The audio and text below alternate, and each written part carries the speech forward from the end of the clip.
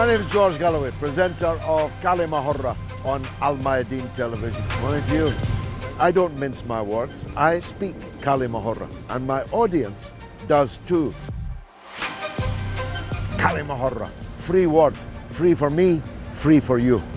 Catch it. Nice to meet you, brother.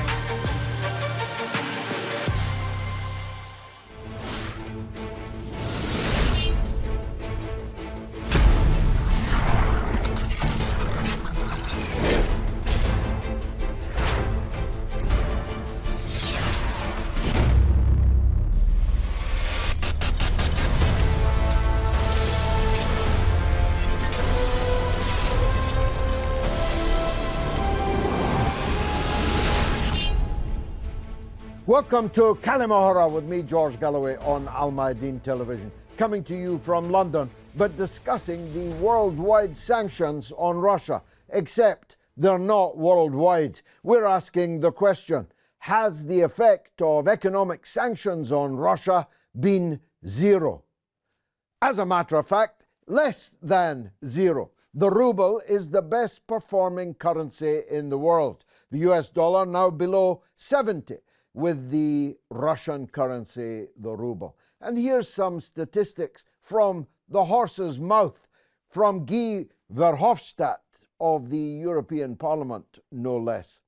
While EU exports to Russia declined by 33% during the first 7 months of 2022, amounting to 34.1 billion euros, EU imports from Russia surged by 69.9%, up to 137.3 billion. According to the Central Bank of Russia, the most recent data shows Russia's external debt reached 434.1 billion, compared with 469 billion in the previous quarter. So Russian external debt has gone down. Germany recorded the highest amount in its trade turnover, with 20.7 billion euros worth of imports from Russia.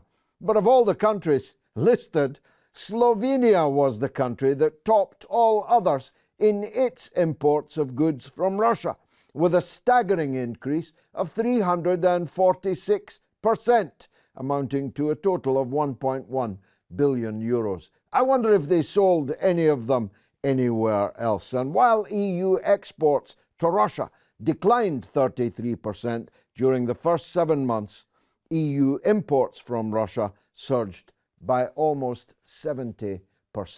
So less than zero. They have backfired spectacularly in one of the most gigantic economic boomerangs ever seen. The war is going badly for the NATO countries on the battlefield and stretching out now across the general winter months to come. But on the economic front, it's going for the Europeans even worse. Europe is slumped economically and cold, shivering, freezing. Whole factories are being unscrewed from the floor in Germany and shipped to the United States because of the cost of energy.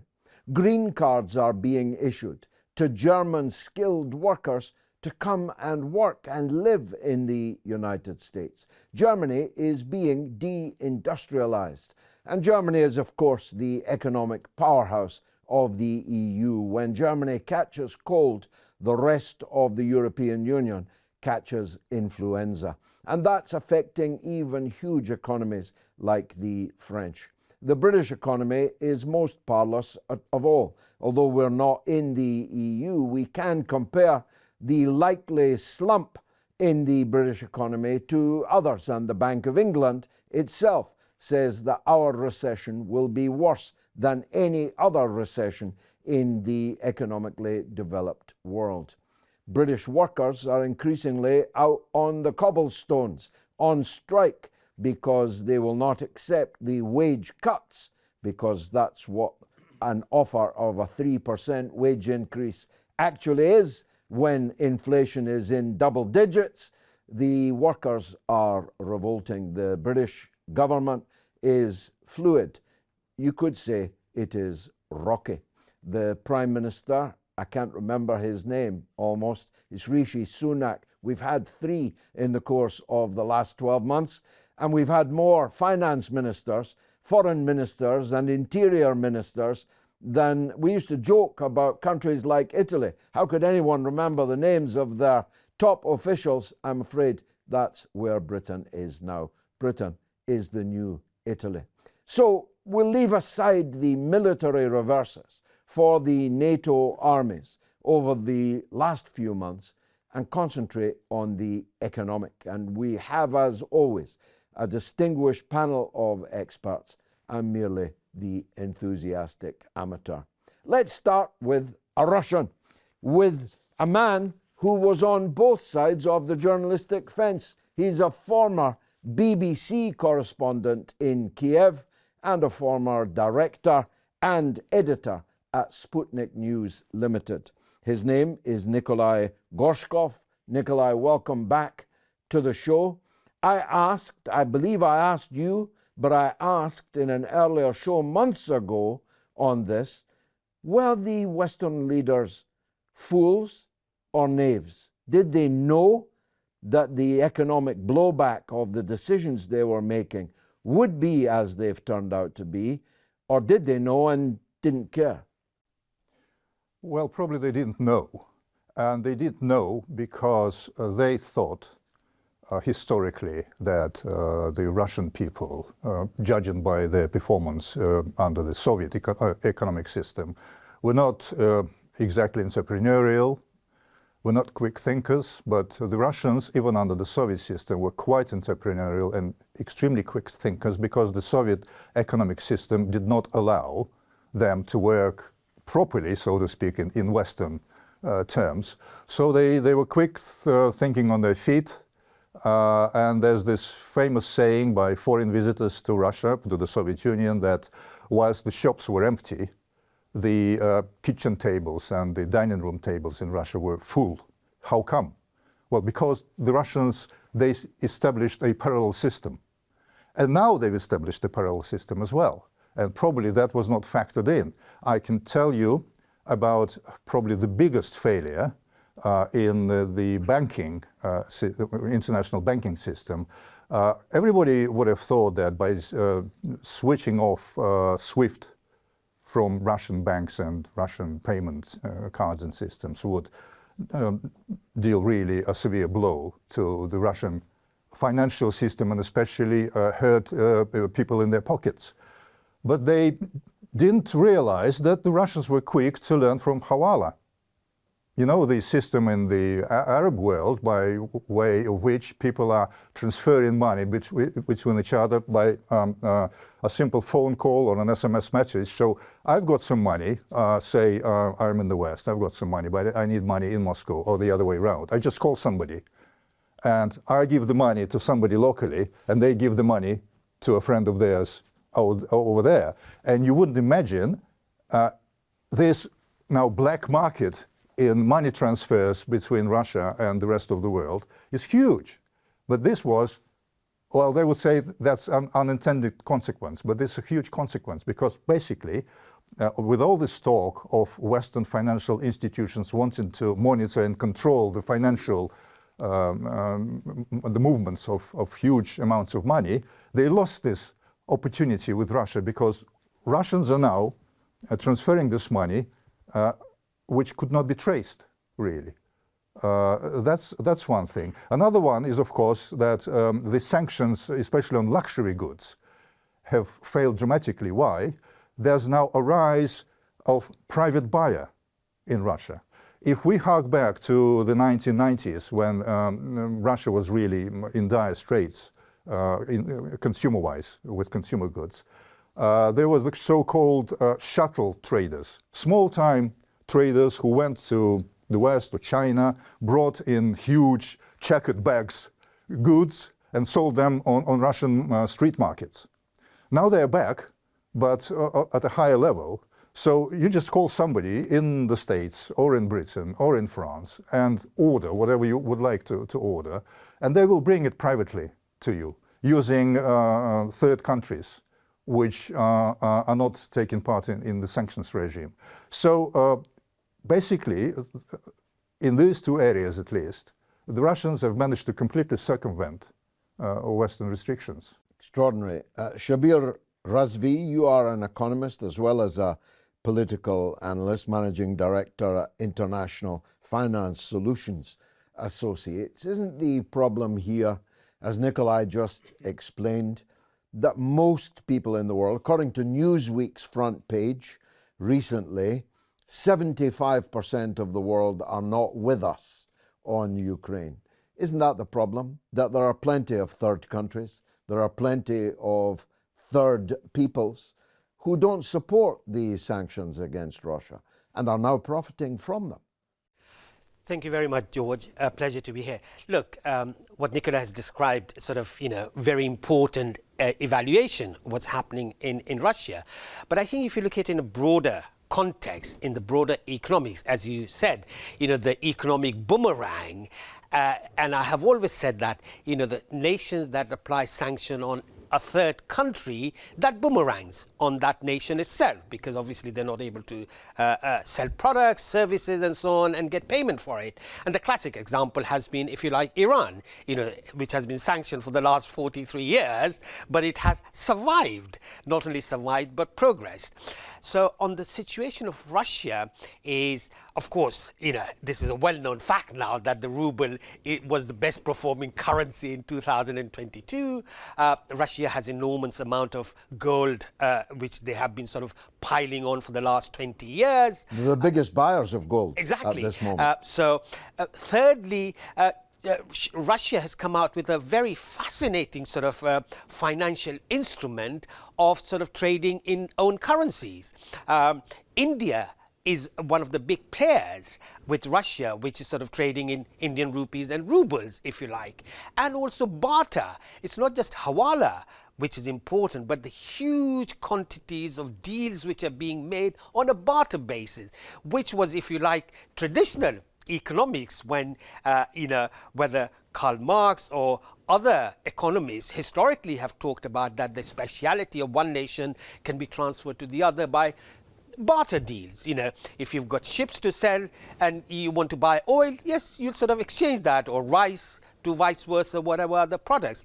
And that has been an sort of interesting aspect of all what is happening.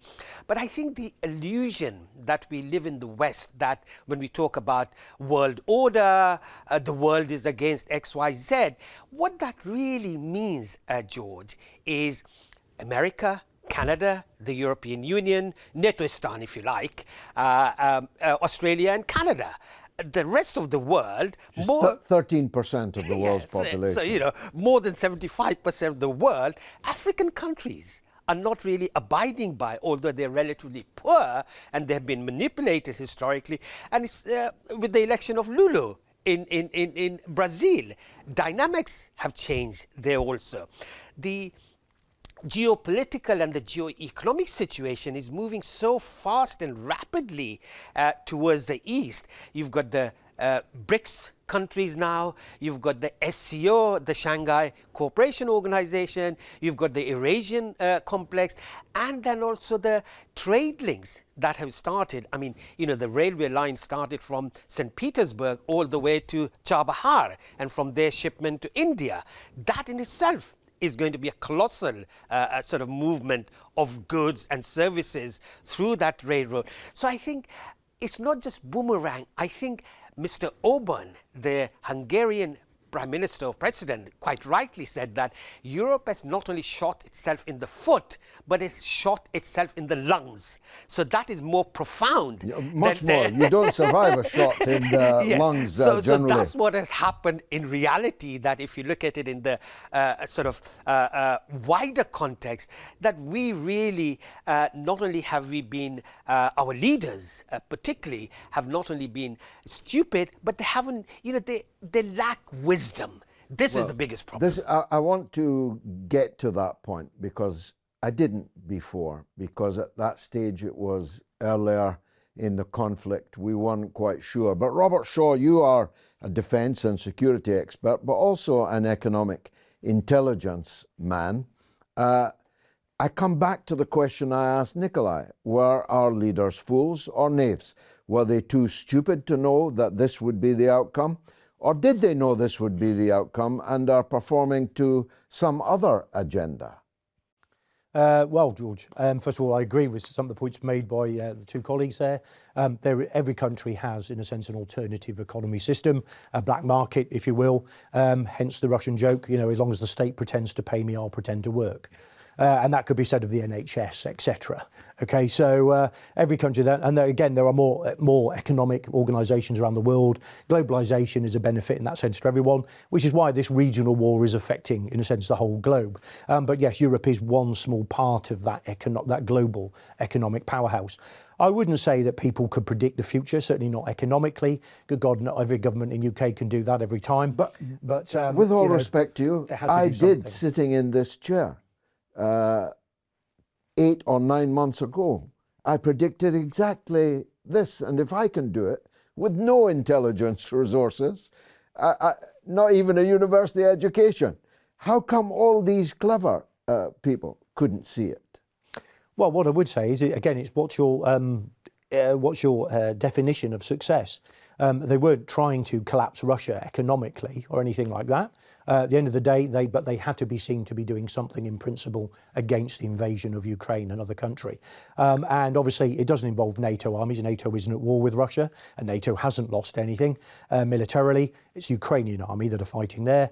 But ultimately, they had to do something. It's a matter of principle. And really, what they were after was to try and disrupt the military-industrial base of Russia, which you can see the effects of. It has had some effects because Russia does run out of waves of missiles and has had to buy them from Iran and China and places like that. It doesn't look that way to it still fires them, but they're not Russian. I must say. Let's cross to Italy. Professor Marcello De Noli, he's from Bergamo, Professor Emeritus of Public Health and Epidemiology and the Sweden editor of the Inditer magazine, formerly a lecturer at Harvard Medical School and founder of the NGO Swedish Doctors for Human Rights. Professor, welcome to the show. Thank you for the invitation to participate in your show. Recently, one of the most important figures in the European Parliament conceded that the sanctions on Russia had not had the effect that they were intended to have. Is he right about that? Well, yes, I think he is. And there are several reasons for that, in my opinion. Historically, economic sanctions, embargoes, and the like imposed to other countries seldom they reach their purpose. The primary objective of economic or financial sanction is in fact not economic, but instead obeys a political strategy. And this consists in trying to obtain a regime change or a political system change by fomenting dissatisfaction among the target population. Well, that was the primary intention behind the financial sanctions. What was the secondary intention? And a second reason is that even if the discourse of the United States and that of the European Union is of a hegemonic nature, there exists de facto a multipolar order in this world. This has made possible for Russia to find new partners, export and import-wise, and consolidate new political alliances. There is a G7 and there is a G20, but there is also the BRIC, for instance. Is there any other reason behind the sanctions? A third reason regarding Russia is that it has from start a solid economy and industry, and it is rich in natural resources. And it has a cutting-edge technology as well.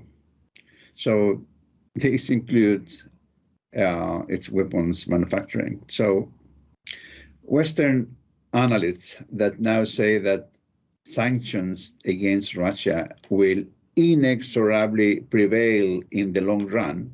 In a tweet, he said that after 9 packages of sanctions, Russia was doing better than before, so less than zero impact. Was he right about that? Yeah, he listed geo countries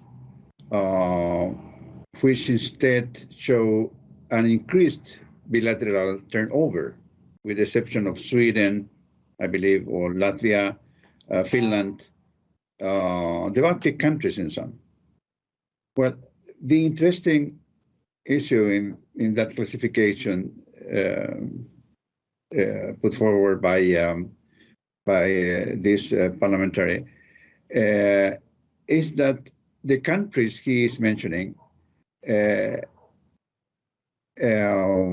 are characterized by historical territorial disputes with Russia. All of those countries, including Sweden, Finland, etc. The anti-Russian sentiment is also higher in those countries, according to polls, is higher in those countries than in others in Europe, except perhaps Poland.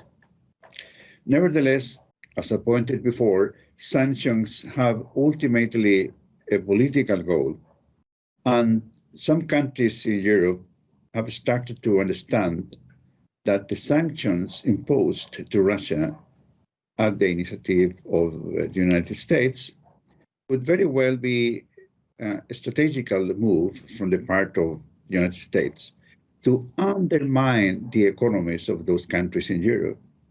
And with that, at the end, making the American economy to prevail stronger than those of their European competitors. I have already elaborated on that as early as March, April 2022, when I predicted that the economic sanctions would result in a boomerang for the European economies. What about the effect on Russian exports of these sanctions? Has Russia not lost revenue from that? The Russian economy, the Russian currency, export, import indexes and other markers have got stronger. At the end of the day, we might find in Russians counterparts in the United States, in the European Union, in Nato, etc. The West, in other words. We might find there an exacerbated narcissism harbored in their powers elites. Their belief that their support to certain countries, or vice versa, antagonism towards other nations, would be essential for the survival, respectively destruction of those nations. They are wrong, nevertheless. Those elites, and I know them well, I must say, fail to understand the limitations of the hegemonic rule of the so-called West. Again, Russia has reinforced its economic ties, alliances, and friendship with several countries, such as, in alphabetic order, if I'm right, Argentina, Brazil, China, Iran, Mexico, Saudi Arabia, South Africa, Venezuela, etc. Not to mention the welcome in African and other Middle East countries that Russia is experiences in these times. Russian oil does not need to be sold predominantly to European countries. Russia has other strong markets to interact with, where to acquire pieces of technology for its further industrialization demands, etc. Much more of this coming up after the break. Stay tuned.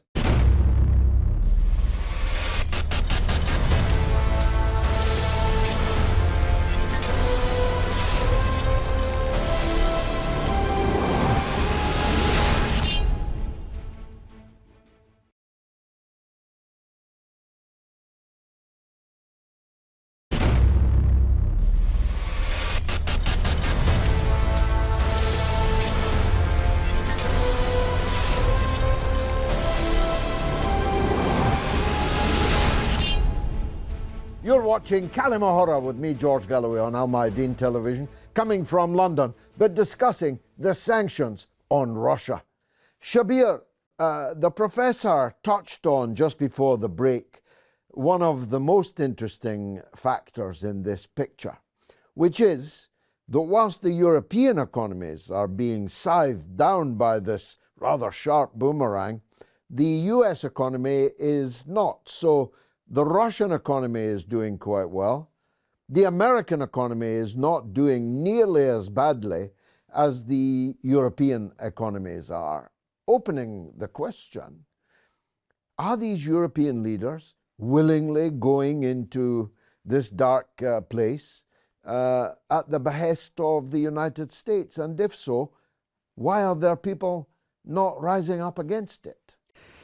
That is a fascinating question, and I have pondered over that for the last few years with the whole sort of austerity measures that we've had, the decimation of all kinds of industries.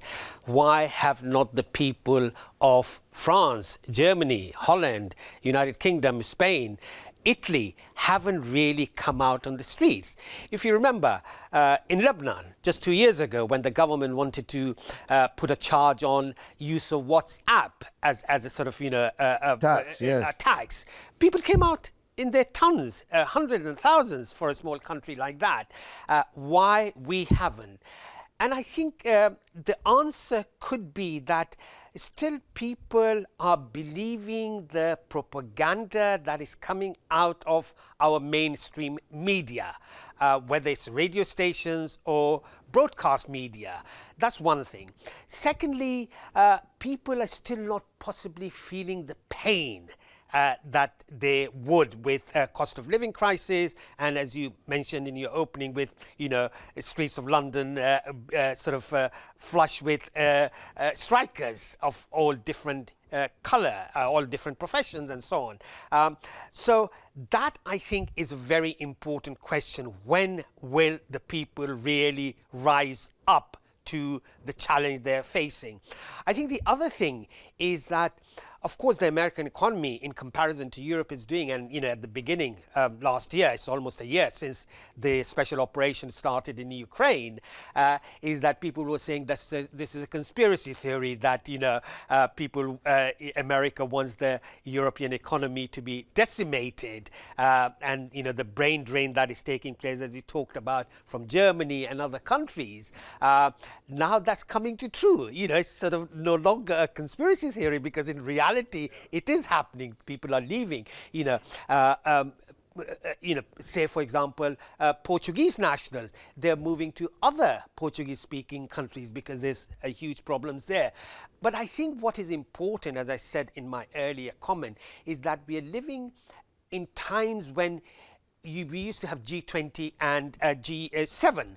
Now what I like to call the V7 and the V20, the vulnerable 7 nations of the world, if you like, and the vulnerable 20. Those economies are getting together, and you can name whichever countries you want in the V7, if you like. Could be Russia, China, Iran, India, South Africa, Brazil, and so on, and Venezuela.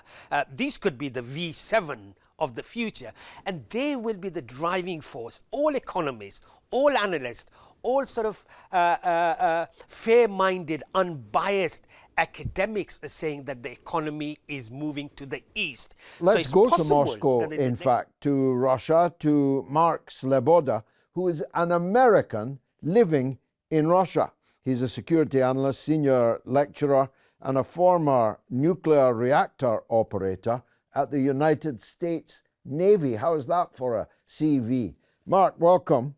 Thanks for having me, George. It's always an honor and a pleasure to be on the show. Mark, you're an American expat living in Russia. Do you agree with the statements made recently by senior figures in the European Parliament that the impact on Russia of EU sanctions has been less than zero? Yeah, I would say that is an exaggeration to say that the effects of sanctions is less than zero. Of course, Russia and the EU as a whole, and to a lesser extent, the United States, were major trade partners. That trade has largely ground to a halt, with very few exceptions remaining at this point. So to say that the effects are less than zero is simply false. To say that the effects did not have the desired result is absolutely correct. Because quite obviously, Russia has not changed its foreign policy. It has not ended its intervention in the Ukrainian civil conflict. And if we were to compare the effects of Western sanctions, particularly European sanctions on Russia, with the blowback from those sanctions on European countries, I do believe it would be largely accurate to say that Western sanctions, particularly European sanctions, have had a worse effect in relative terms on their own economies than they have had on Russia. But what about within Russia itself? What has been the effect on the Russian population? Right now, after a year of these sanctions, for the vast majority of Russians, life largely goes on as before. There has been close to an 11% inflation rate over the year, but that is less than in many parts of the Eurozone. So again, everything has to be kept in relative terms. There are many EU countries that were primary trade partners with Russia where the inflation rate is above 20%. So quite obviously, they are suffering higher as a result. We all know that energy prices are going through the roof in Europe. Whereas in Russia, of course, as an energy provider, that is not the problem. And there has been no shortage of alternate customers for that energy because the rest of the world outside of the West has refused to participate in this existential economic war on Russia. So all of the energy, the reliable, relatively cheap and stable supply of energy that had been going to Europe is now going in ever greater terms to China, to India, even to Saudi Arabia. Saudi Arabia and India are both buying Russian energy in large quantities and then reselling it to Europe at a markup. So at the end result, Europeans are actually using Russian energy because it is a finite commodity. There's limited supplies of it in the world. It's a war of commodities versus capital. And in that battle, commodities are winning. Russia's commodities, oil, gas, grain, sunflower oil, metals, all of these vital things were drastically underappreciated how important they had become over the last 30 years to global markets. According to the Russian central bank, there has been actually a slight decrease in Russia's foreign indebtedness. Does that mean then that Russia is better off than before the war? Yeah, again, relative terms. So obviously, Russia does not have a debt economy like European countries and the US do, right? Russia started out this conflict with very large foreign exchange currency reserves, some $643 billion worth of reserves. Compare that to, say, the US with $32 trillion worth of debt, right? And the UK, European countries, very similar, obviously somewhat lesser numbers there. At the start of the conflict, of course, the West has seized Russian foreign exchange reserves in their currencies, right? It was in their country. And that was about half of Russia's foreign exchange reserves that were seized. That was extremely significant. And quite obviously, I don't think the West ever intends to return those funds. They're right now manufacturing laws to just allow them to steal, right? Russia already assumes that. But over the course of this conflict, because of the disruption of the global distribution routes, particularly again for energy, for oil and gas, that has pushed the price of these commodities much higher, which means that even with selling slightly smaller volumes of energy, Russia was reaping huge returns on that energy. That has allowed them, in the course of a war, of a major conflict against essentially all of NATO, to save money all during this period because the Kremlin is flush with cash.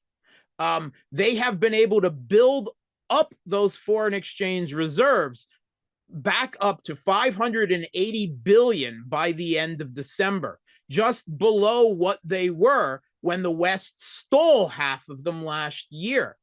That is phenomenal. The big difference now is instead of large portion of that foreign exchange reserves being in the dollars and the euro supporting those economies, none of it is now, and all of it is in the yuan and in gold.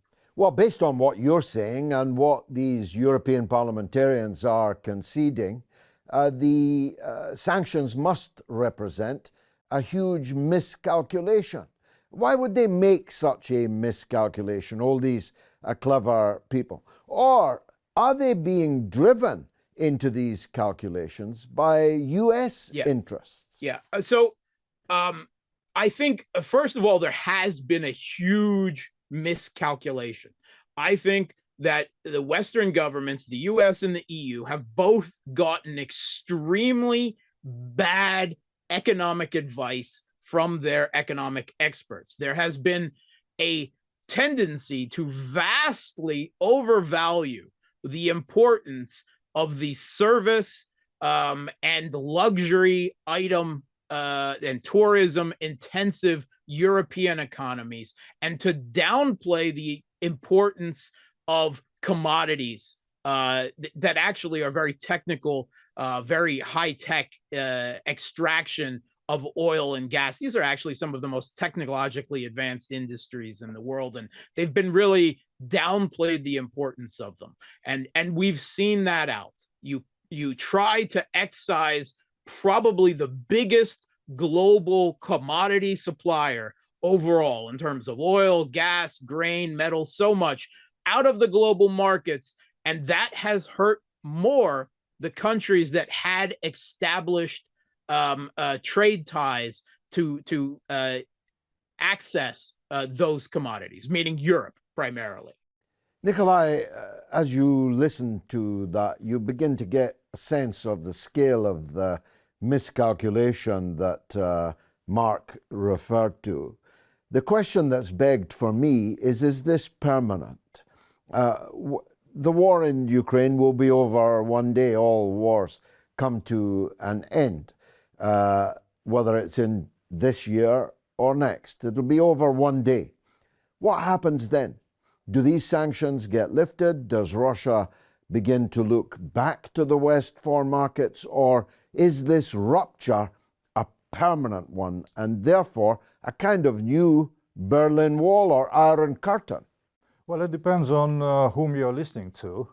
Probably it's not very well known in the outside world, but the Russian opposition, the countries along the perimeter of Russia, the former Soviet republics, especially in the Baltics, also Poland, they've been discussing in earnest the breakup of Russia, because they are certain, at least these people who are now, they're gathering together either in Vilnius in Lithuania or in Latvia or elsewhere.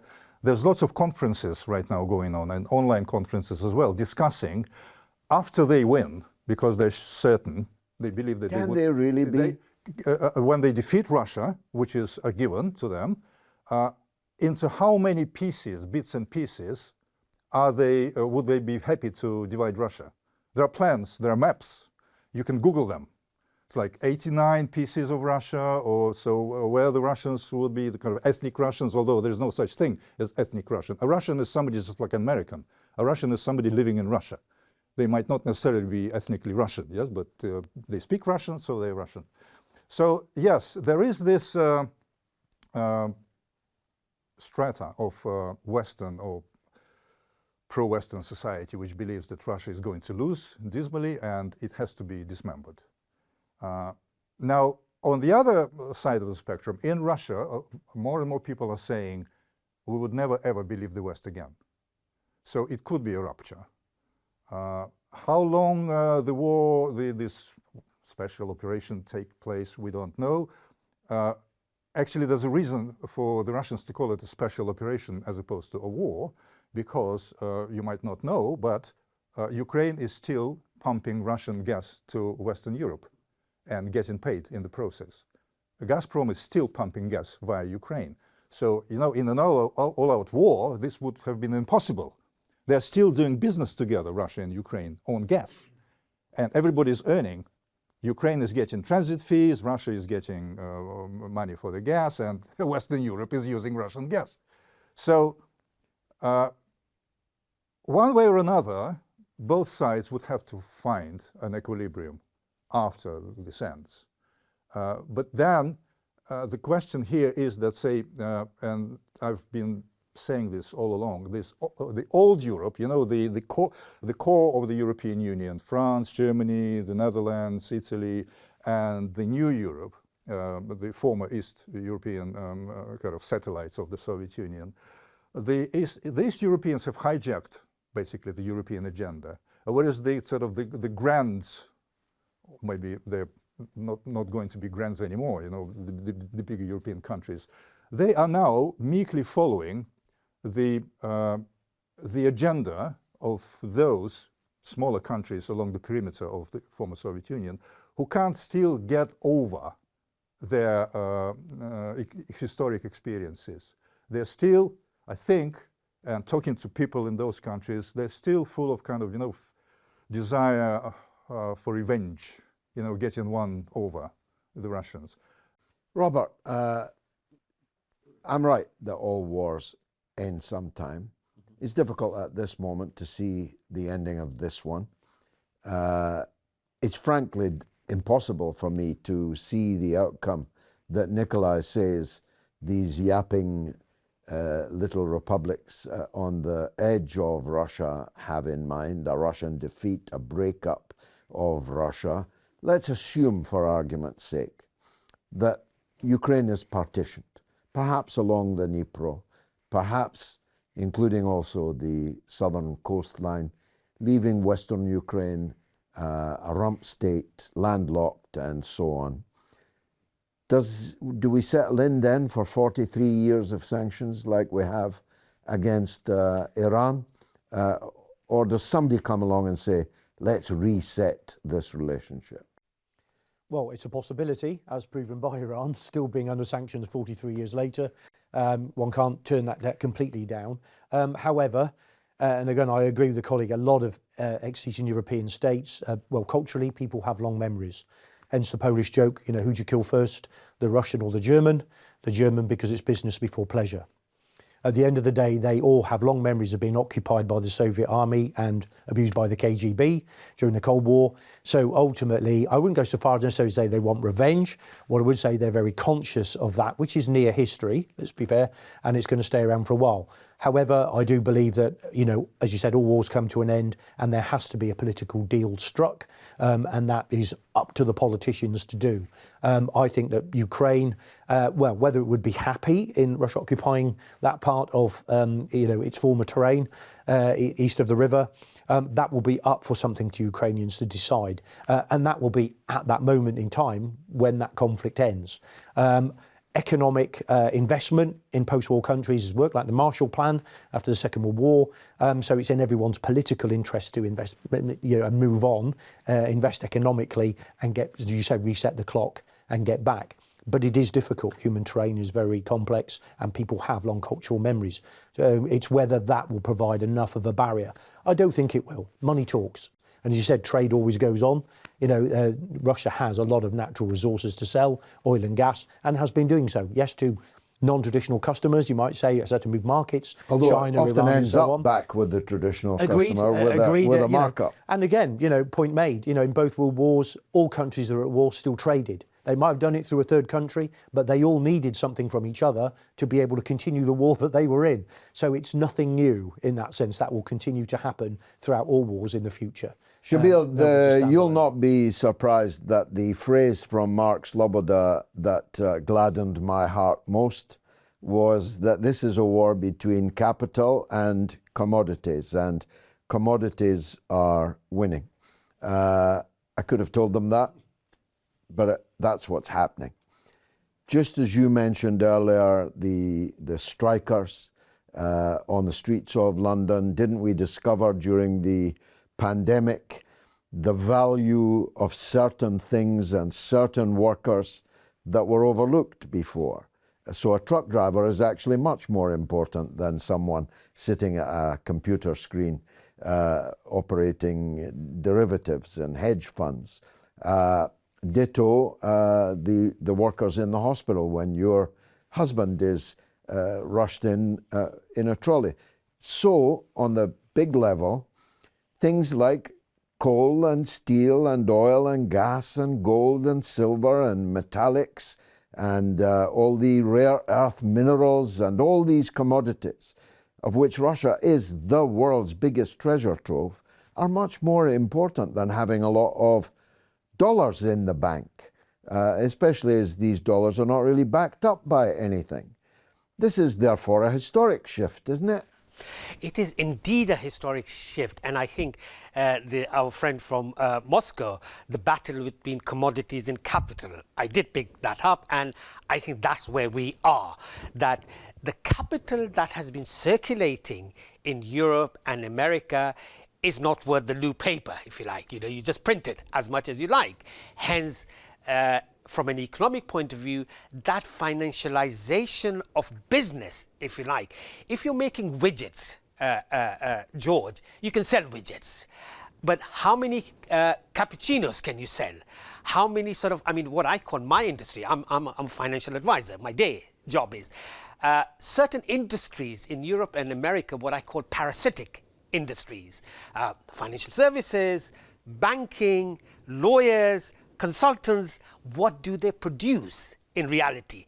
You might say that, okay, they have knowledge, they've been to study and so on, but it's not a real contribution in real terms. If someone is selling an ounce of gold or coal or any other commodity, that is required to run the industry. That is required for people to have food on their table. So commodities absolutely are very, very important. And I think the dominance of commodities, that's why countries in South America, Africa, and Far East, because they have commodities to sell to the world and they need it. And the Middle East, of course, you know, the if you like, the engine of oil that is available. That's another commodity. So long as the financialization of the global economy moves away from that, then it becomes more stable, if you like. Then there is more sort of effort to come out with so that nations can work together. And here I'd just like to remind yourself and our audience, and I'm sure you remember, recently when the foreign minister of Germany said that, I don't care at all about my voters. I'm going to do whatever I want to. So the reality is that the elite in Europe are not really worried about their people in the street. They are hubristic, they are arrogant, they are condescending on anyone other than European way of thinking. All that is solid has melted into air in Western societies, and all that is sacred has been profaned. This has been Kalima Hurra. I've been George Galloway, and you have been a marvellous audience. Thank you for watching.